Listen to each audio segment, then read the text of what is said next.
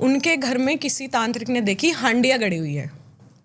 अब उनको लगा धन ही धन है, लोग एक तो धन के चक्कर में पागल होते हैं। माया है भाई, जिसके नाम की है वो उसको मिल जाएगी। माया इतनी खाली नहीं है कि तुम खोदोगे और तुम्हें ही मिलेगी। तो तुम्हारे घर में अगर कोई धन बता भी रहा है तो सोचो मत कि वो तुम्हारा है, वो तो खसक जाएगा जब तक खोदोगे और तुम्हें पता नहीं क्या ही वो सब श्रापित चीजें होती हैं, वो सब श्रापित होता है। आप लोगे भी तो उसको पचा नहीं पाओगे। तो गड़े धन निकालने के चक्कर में पूरी रसोई उन्होंने खुदवा दी। माँ थे, बेटे थे।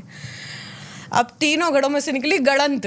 एक में हड्डी, एक में धागे, एक में पुराने सिक्के पिघले हुए और कुछ लोहे की चीजें।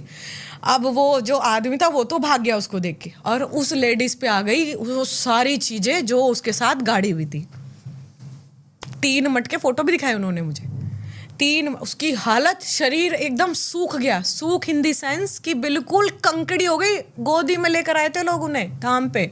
मैं देख के सोच रही इतनी चीजें। एक उसके पेट को नोच रही औरत, उकड़ू बैठी हुई बिल्कुल नग्न अवस्था में, चीथड़े हो रखे शरीर के, बुड्ढी सी लेडीज उसके पेट को नोच रही। एक उसके पैरों को जकड़ रखा बिल्कुल, और घुटने मोड़ रखे जैसे घुटनों का मांस खा रही हो, जैसे घुटनों की एनर्जी सक कर रही हो।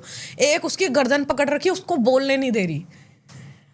3 उस पे चीजें, जमीनी चीजें, वो भी गड़ंत की, वो भी किसी और की जो तुमने छेड़ दी। अब सोचो कितनी क्रोधित है। उसको ठीक करते करते करते करते साल हो गया, 1.5 साल हो गया। भैया मेरे से तो नहीं हुई ठीक।